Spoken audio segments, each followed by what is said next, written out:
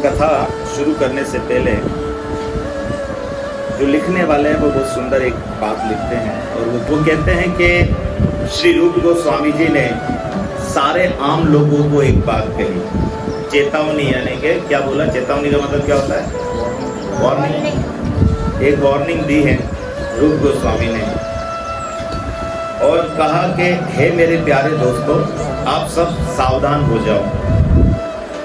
अगर तुम चाहते हो कि तुम्हारा परिवार ना छूटे, क्या तुम्हारा परिवार ना छूटे, तो एक काम भूलकर भी ना करना। कौन सा काम नहीं करना? वृंदावन में केशी घाट के पास अपने लाल अधरों पर यानी होठों पर बंशी रखे, सिर में मोर पुंछ धारण किए, विशाल बंकिम नेत्रों से देखते और मंद मंद मुस्काते त्रिभंग मुद्रा में गोविंद नाम की जो मूर्ति विराजमान है उसे न देख लेना। यानी भगवान की मूर्ति एक है वहां पर, बोला उसको कभी भी नहीं देख लेना। अगर देख लिया तो फिर आप किसी काम के नहीं रहोगे।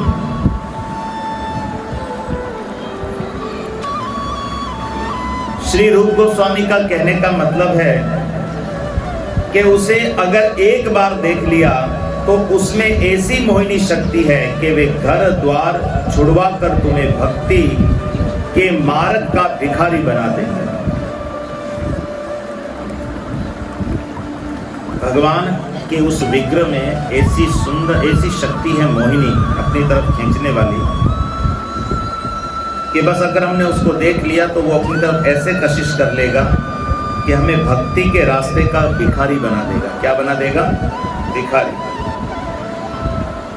पर वे यदि स्वयं ही सामने आकर खड़ी हो जाए तब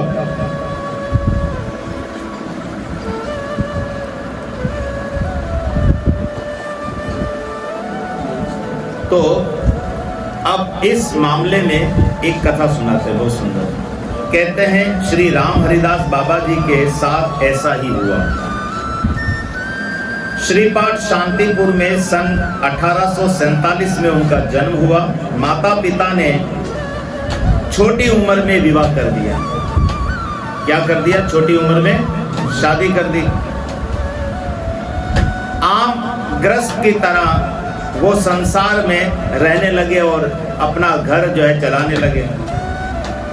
कीर्तन में उनकी रुचि अवश्य थी। किसमें दिलचस्पी ज्यादा थी? कीर्तन में। बस कीर्तन जहां कहीं भी हो। बचपन से ही वे जहां कीर्तन की ध्वनि सुन पाते वहां भागे चले जाते। पर वृंदावन जाकर गोविंद का दर्शन करने की या घर बार छोड़कर गोविंद का भजन करने की छटपटी उन्हें नहीं थी। लेकिन ऐसा कोई खास भगवान में दिलचस्पी नहीं थी, कोई खास कोई दिल लगी नहीं हो गई थी। बस खाली कीर्तन में दिल लगी थी। जहां कीर्तन होता वहां चले जाते बचपन से। इसलिए केशी घाट के गोविंद को देख लेने का कोई प्रश्न ही नहीं था। इसलिए अब ये कहाँ रहते थे? शांतिपुर में। शांतिपुर कहाँ पर है? ये बंगाल में है। और वृंदावन कहाँ है? अगर नक्शे में देखोगे तो कम से कम 3 दिन का रास्ता है दोनों का, ट्रेन का। हम लोग ट्रेन में गए थे इस जगह से। 3 दिन ट्रेन चली थी, यानी आज ट्रेन चली, कल पूरा दिन चली और सुबह हम लोग पहुंचे। इतना लंबा सफर है। तो बोलो भाई ये सवाल ही कैसे उठता है कि ये केशी घाट जाएगा? और तो बहुत सवाल ही पैदा नहीं होता कि ये वहां वृंदावन जाएगा। इसलिए केशी घाट के गोविंद को देख लेने का कोई प्रश्न नहीं था। यदि वे चाहते भी उनका दर्शन करना तो शांतिपुर से वृंदावन बहुत दूर था। माता पिता पहले ही उनके कीर्तन प्रेम से संशय थे, यानी कि उनको एक शक हो गया था कि हमारा बेटा अगर वैरागी बन गया तो भाग जाएगा। इसलिए पहले ही बचपन में उन्होंने क्या किया? छोटी उम्र में शादी करवा दी। आजकल कोई नहीं केवा नहीं, माता पिता ने फिक्र नहीं होती, पहले बच्चा फिक्र कर लेते हैं, बच्चे ही पहले फिक्र कर लेते अपनी। इसलिए उन्होंने उनका विवाह छोटी उम्र में कर दिया था। वे उन्हें वृंदावन जाने की क्या देते? अभी शादी इसीलिए करवाई तो फिर वृंदावन कहाँ जाने देते? पर गोविंद जी पहले ही उनके निष्कपट हृदय और सरल स्वभाव पर रिझ चुके थे। देखो भगवान को जो है ना क्या पसंद है, भगवान को जो पसंद है ना वो ये है कि भाई हमारा हृदय जो है वो बिल्कुल सरल, बिल्कुल सादा रहना चाहिए, बिल्कुल साफ होना चाहिए। किसी प्रकार का उसमें क्या नहीं होना चाहिए, कपट नहीं होना चाहिए। यहाँ पर उनके बारे में बताया निष्कपट हृदय, जिसमें कोई प्रकार का छल कपट जो है वो ना हो। भगवान को ये चीज पसंद है, सरलता। अभी इसको आजान में कहें तो क्या, सादगी है ना। ऐसी सरलता भगवान को पसंद है। उनका भाव भी, स्वभाव भी बड़ा सरल था, इसलिए भगवान तो पहले से इस पर क्या थे, खुश हो गए थे। वे जिस पर रिझ जाते हैं उसे अपने से दूर रख नहीं सकते, ये भगवान की आदत है। भगवान जिस पर रिझ जाते हैं, रिझ समझते हो, रिझ मतलब खुश हो जाना, दिल आ जाना। भक्तों का दिल आना ये एक अलग बात है, लेकिन भगवान का भी दिल आता है। और भगवान का जो दिल आता है वो क्वालिटी कुछ अलग है। और वो क्वालिटी भगवान ने भगवत गीता के 12वें अध्याय के 13वें श्लोक से 19वें श्लोक तक बताई है, बल्कि 20वें श्लोक तक बताई है। टोटल कितने श्लोक हो गए, 8, 13 से लेकर तो 20। ये 8 श्लोक में भगवान ने बताया है कि मैं किस पर जो है वो फिदा हो जाता हूँ। उस श्लोक, हर श्लोक के अंदर भगवान ने एक बात बोली है। क्या बात बोली है भगवान ने, वो मुझे बहुत प्यारा है। हर श्लोक के लास्ट में ये है, स में प्रिय। आखिर जब लाइन, जब श्लोक पूरा होता है ना तो आखिरी जो है ना शब्द ये है, स में प्रिय है, वो मुझे बहुत प्यारा है। तो सारी क्वालिटियां बताई है भगवान ने।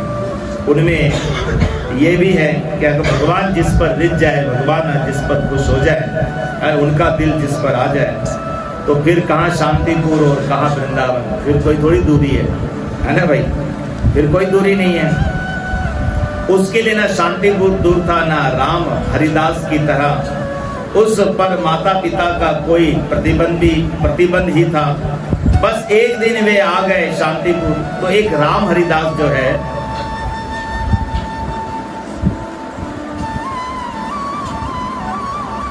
एक दिन वे आ गए शांतिपुर और राम हरिदास को दिख गए। उनके घर के पास एक सहजन के वृक्ष के ऊपर नृत्य भंगी में मंद मंद मुस्कुराते हुए। अब राम हरिदास के भगवान पास आ गए और भगवान पास आकर एक झाड़ के ऊपर, किसी को नहीं दिख रहे, केवल किसको दिख रहे, जैसे भूत प्रेत किसी को नहीं दिखते, जिस पर उसका होता है उसी को दिखते हैं। ऐसे ही भगवान भी जो है जिसके पीछे पड़ जाए खाली उसी को दिखते हैं। अब भगवान आए, एक झाड़ था उसके ऊपर चढ़ गए और भगवान कैसे जो है वो स्टाइल में है, नाचने वाली, झूमने वाली स्टाइल के अंदर भगवान उसको देखने लगे, हंसने लगे। उसी क्षण उसे उनका घर द्वार और बंधु बांधवों को छोड़ वृंदावन जाने का सूत्रपात हो गया। यानी स्टार्ट यहां से वो क्या हो गया, सूत्रपात को ये कहेंगे कि भाई नींव डल गई कि बस सब घर बार छोड़कर कहाँ जाना है, वृंदावन। बस ये जगह भगवान की छवि देखिए और बस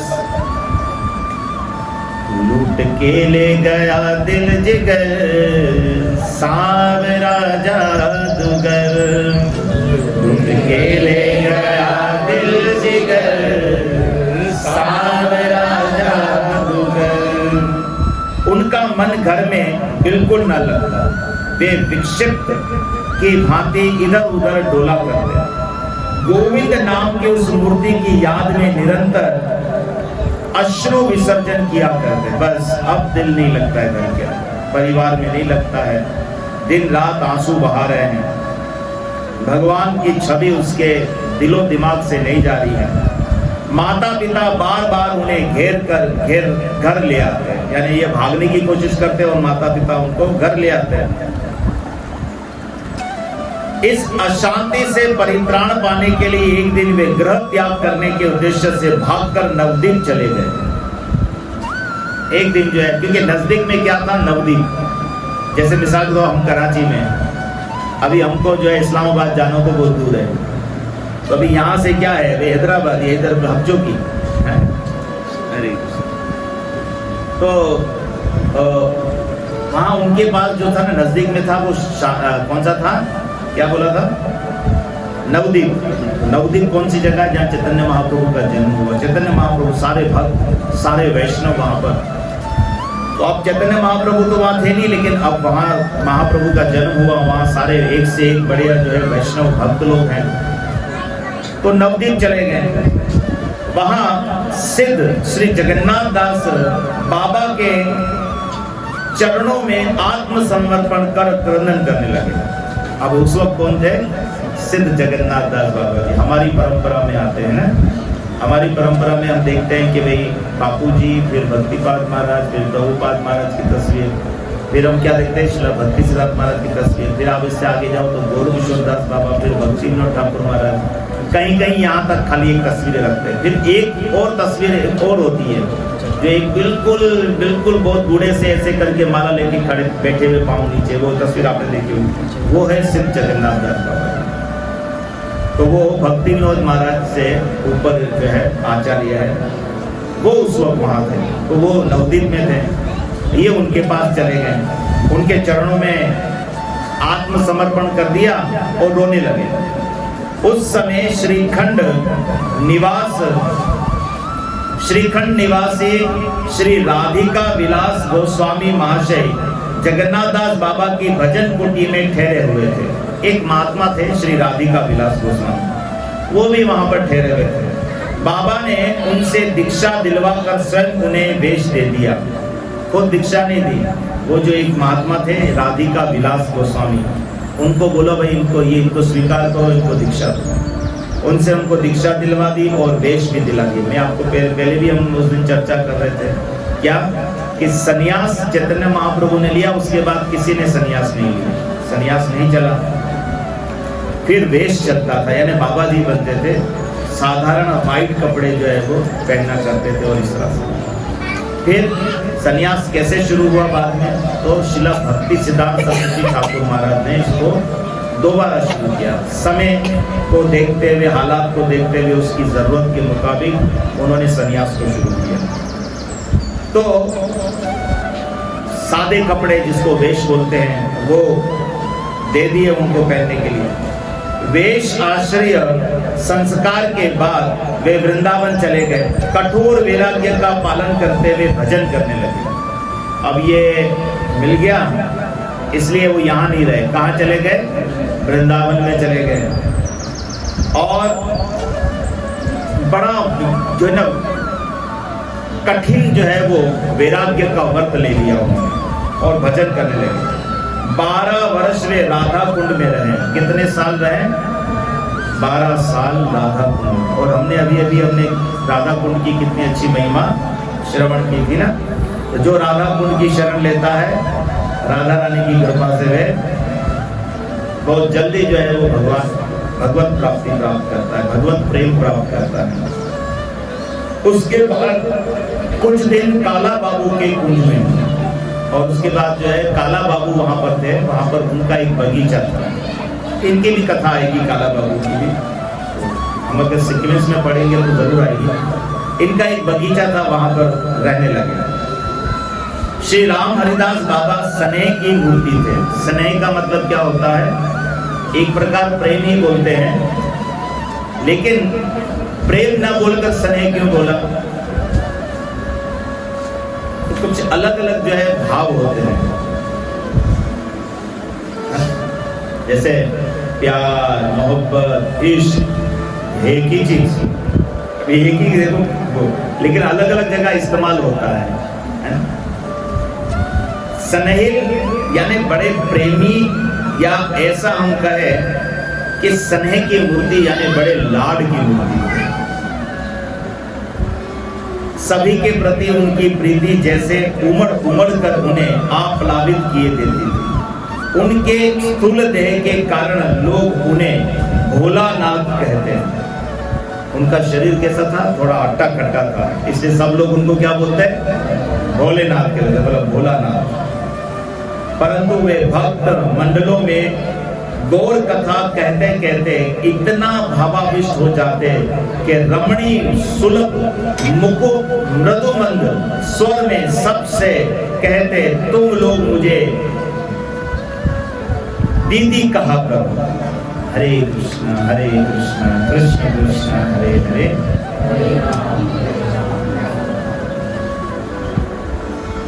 क्या होता, गौर कथा कहते कहते जो भावाविष्ट हो जाते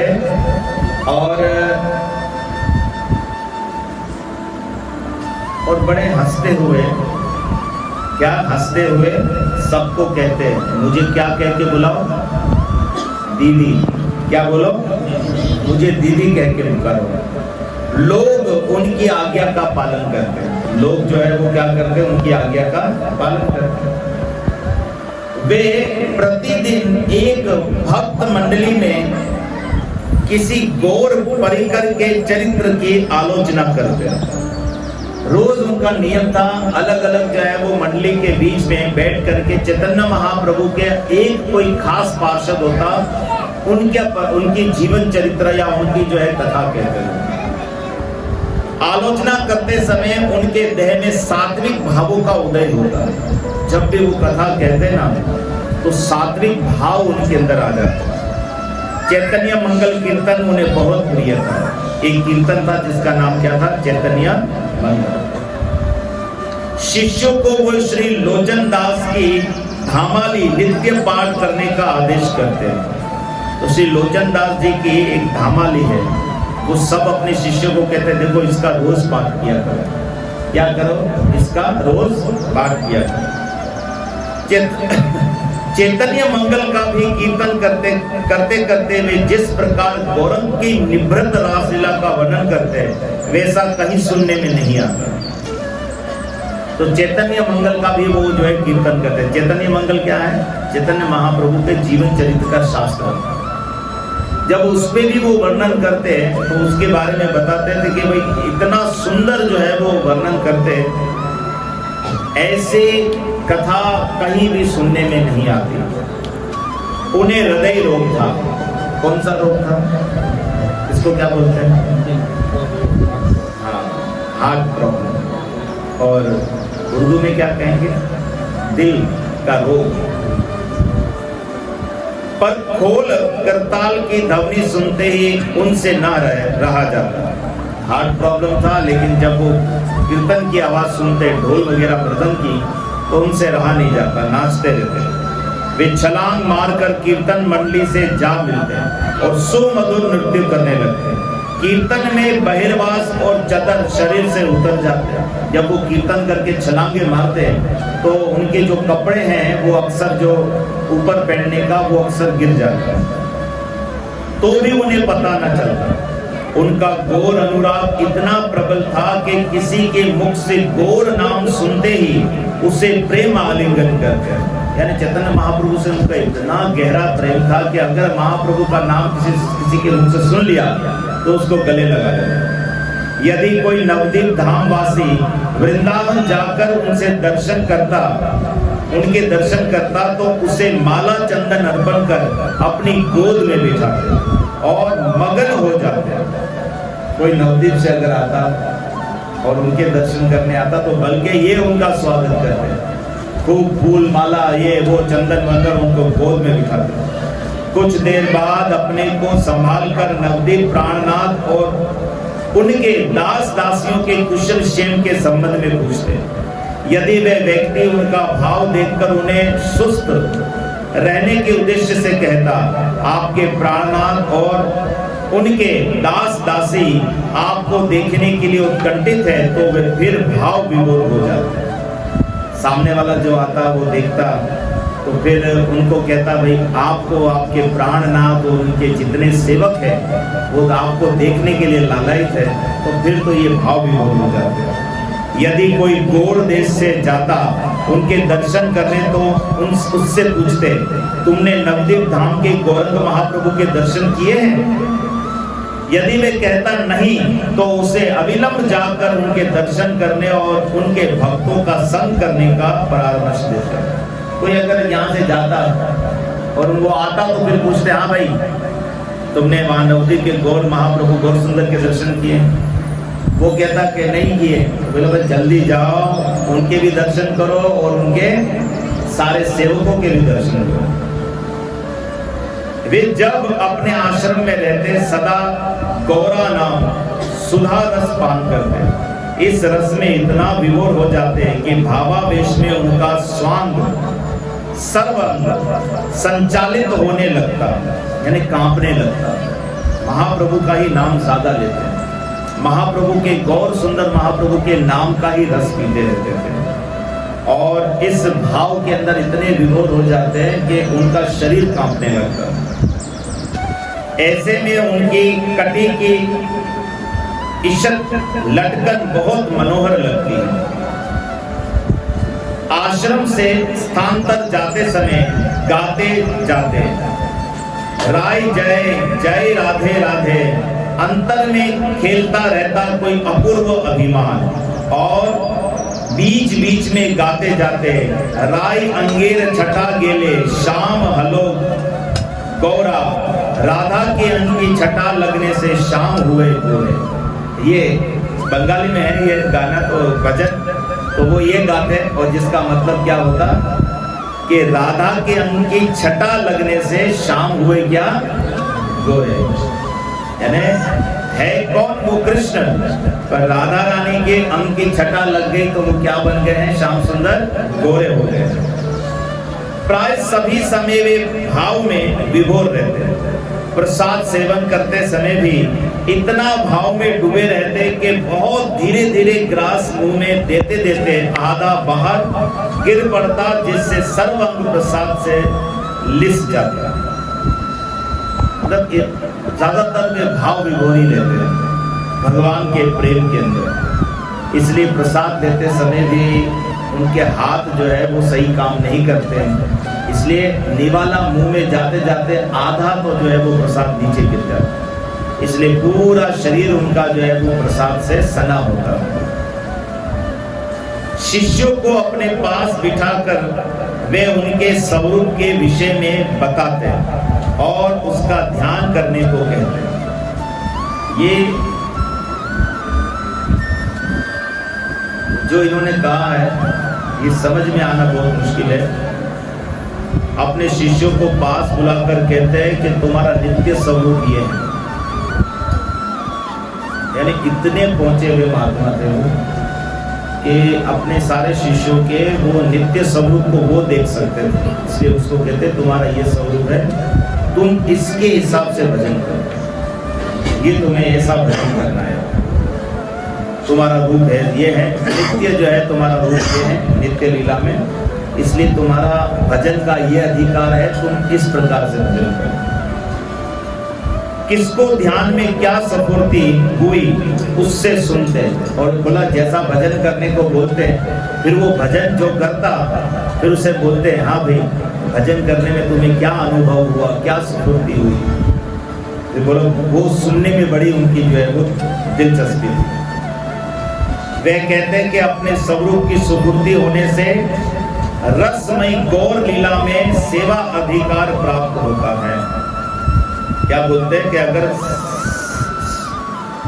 अपने स्वरूप में अगर रहकर जो भजन किया जाए और अगर उसमें स्फूर्ति हो जाए, यानी वाकई उसमें हम अगर कामयाब हो या वो हम उसमें आगे बढ़ जाए, तो पता है फिर क्या होता है, गौर लीला में सेवा अधिकार प्राप्त होता है। इससे चैतन्य महाप्रभु की जो लीला है उसके अंदर हमें सेवा जो है उसका अधिकार जो है वो, यानी परमिशन एक प्रकार की वो हमें जो है मिल जाती है।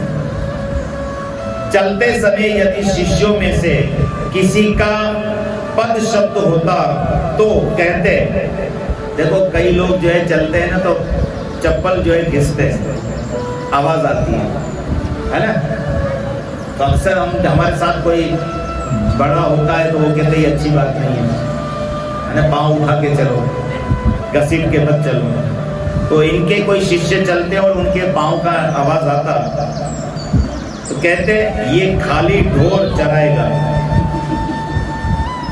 क्या बोला? ये क्या चराएगा? ये खाली ढोर चराएगा।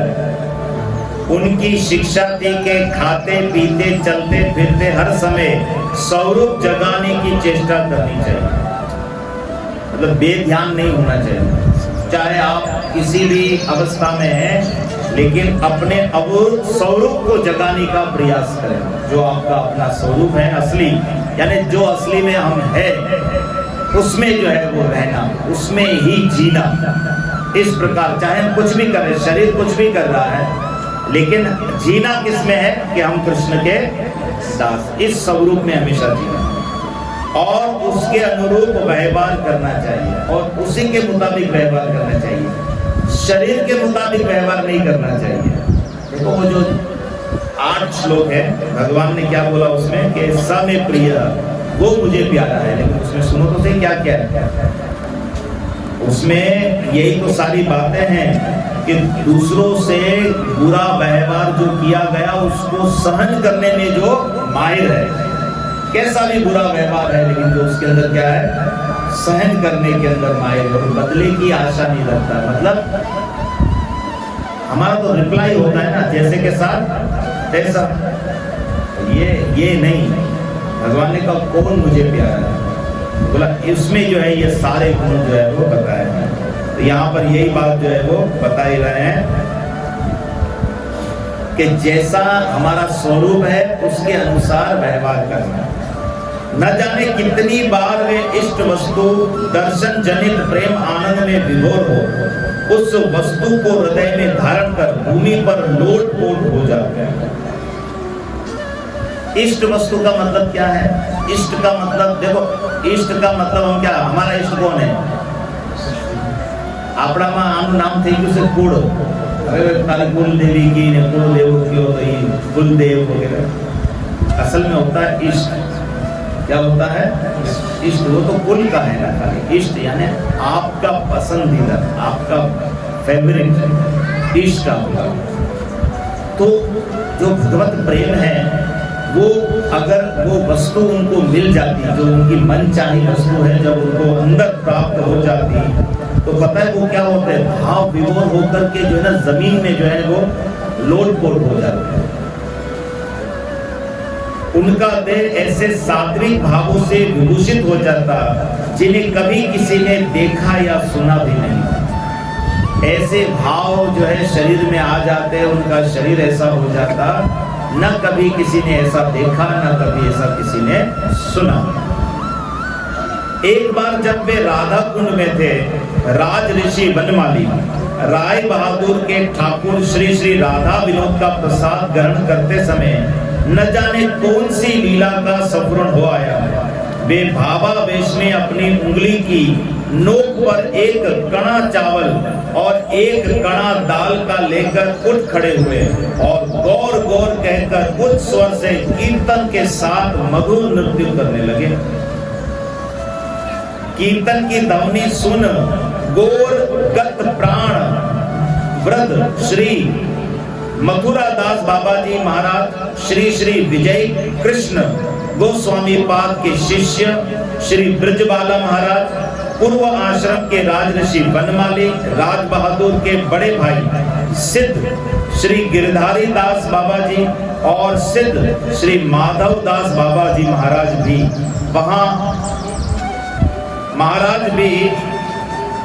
वहां गए और कीर्तन में योगदान करने लगे। गौर प्रेम में दीवाने सिद्ध महात्माओं को इस टोली के कीर्तन की तुमुल ध्वनि से राधा कुंड का आकाश गूंज उठा।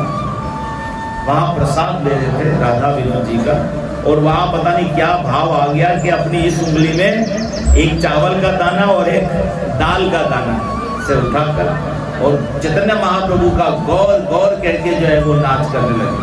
तो बड़े बड़े जो दूसरे महात्मा दूसरी जगह थे वो सब यहाँ पर आए और सब ने मिलकर के जो है वो खूब भाव के अंदर जो है वो तमुल जो है ध्वनि के साथ कीर्तन किया।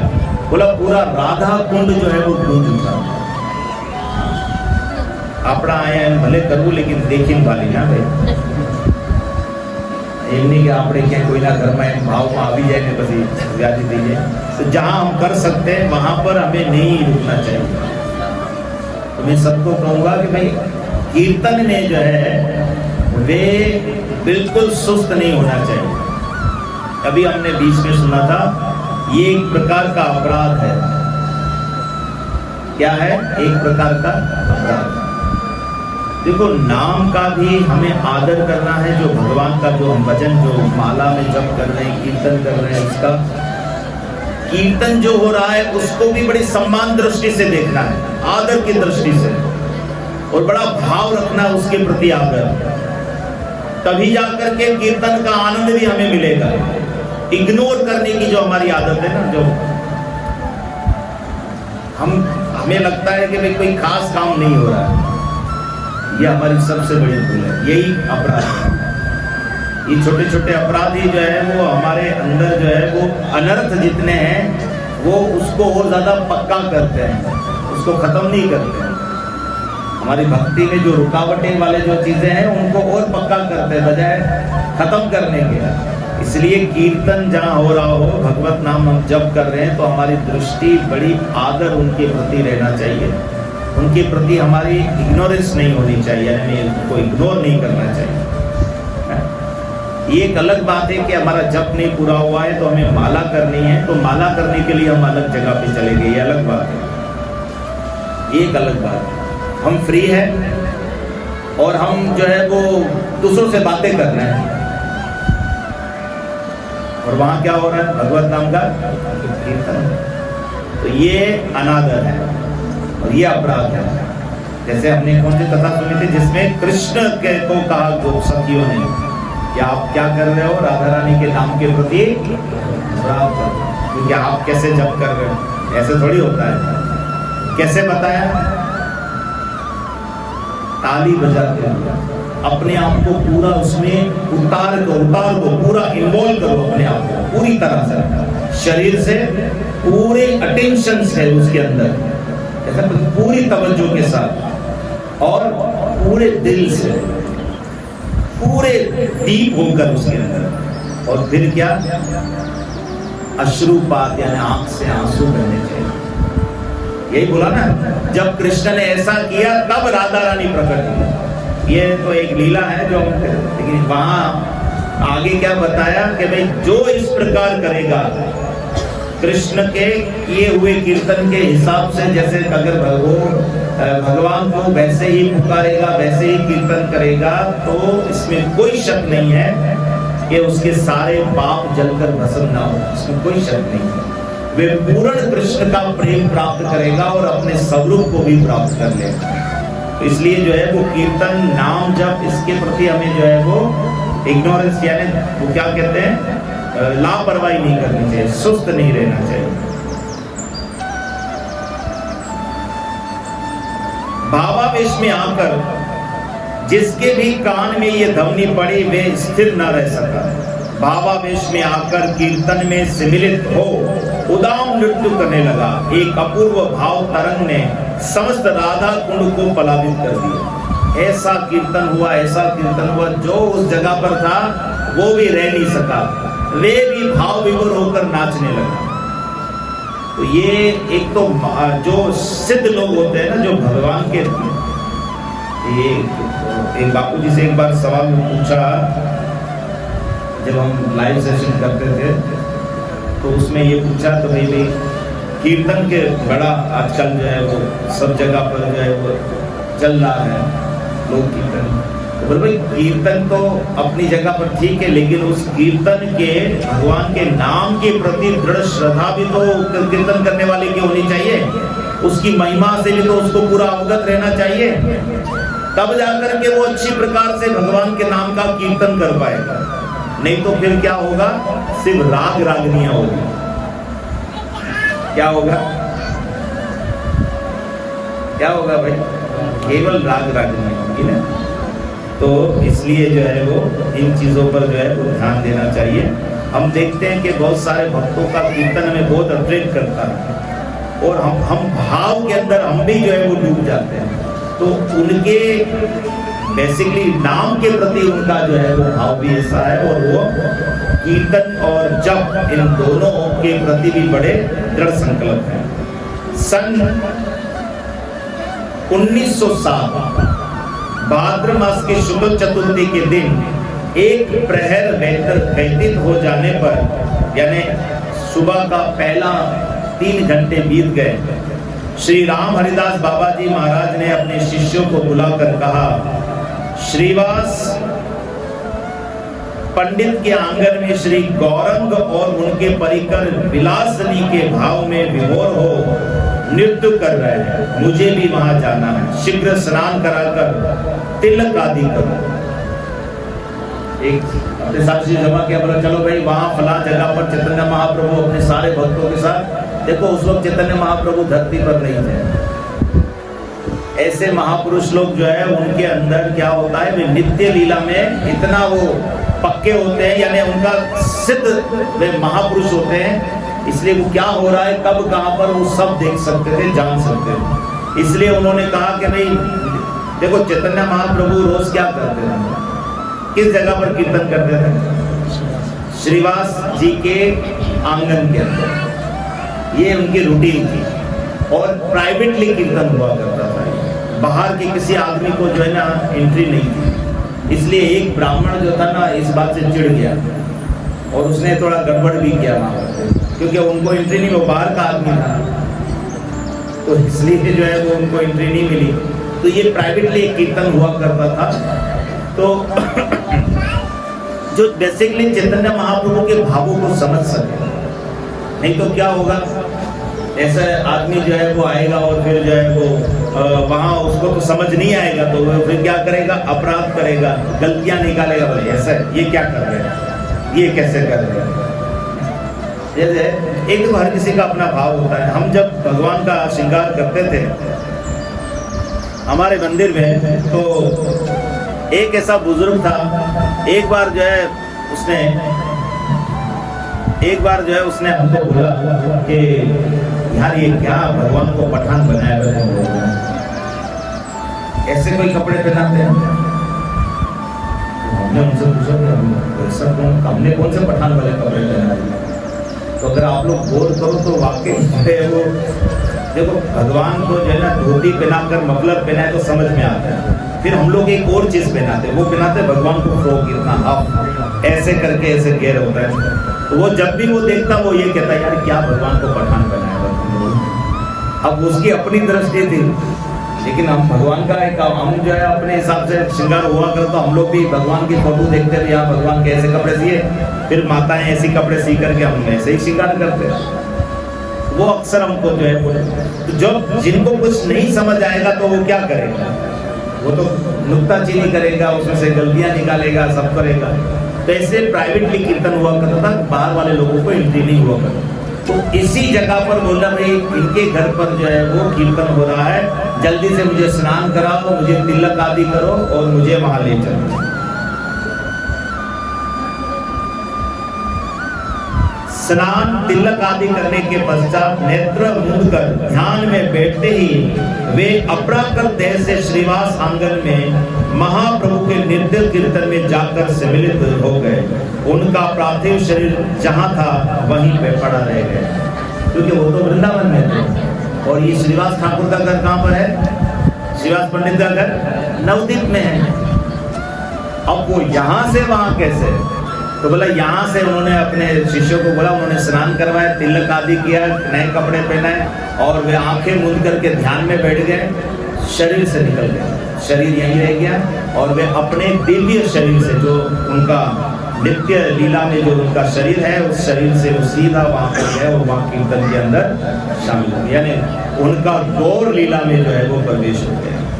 हरे कृष्ण कृष्ण कृष्ण हरे हरे, हरे राम राम राम। श्री राम हरिदास जी बाबा जी ये कहाँ के हैं, राधा कुंडवासी, वृंदावन में राधा कुंडवासी। इन्होंने वहां रह करके अपने भजन जो है वो सिद्ध किया। और ये हमारी वैष्णव जो है वो गौड़ीय वैष्णव जो है संप्रदाय के ही बहुत बड़े जो है वो सिद्ध महात्मा थे। और इन्होंने जो है वो हम इनके जब जीवन चरित्र को ऐसा सुनते हैं तो हमारा भी जो है भजन के प्रति, नाम के प्रति हमारा भी क्या बढ़ता है, उत्साह जो है वो बढ़ता है। और इस उत्साह को बढ़ाते हुए जो है वो हमें भी नाम भजन जो है इसी प्रकार से करना चाहिए। और खास तौर पर जब कीर्तन हो तो कीर्तन के प्रति किसी प्रकार की सुस्ती या किसी भी प्रकार की लापरवाही हमें बरतनी नहीं चाहिए।